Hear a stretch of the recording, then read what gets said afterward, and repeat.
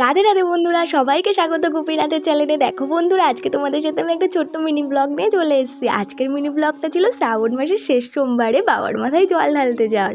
দেখো কত পরিমাণ ভিড়। আমরা চলে গেছিলাম জলেশ্বর বাবার মন্দিরে জল ঢালতে। সেখানে হাজার হাজার মানুষ এসেছিলো জল ঢালতে, অনেক লাইন পড়েছিল। প্রায় 20-30 হাজারেরও বেশি লোক জল ঢালতে এসেছিলো। এই যে এখান থেকে আমি তোমাদের বাবার মন্দিরের চূড়াটা দেখাচ্ছি, কতটা দূরে ছিলাম আমরা। তারপর শেষ পর্যন্ত বাবার মন্দিরের কাছে এসে মনে একটা শান্তি এলো।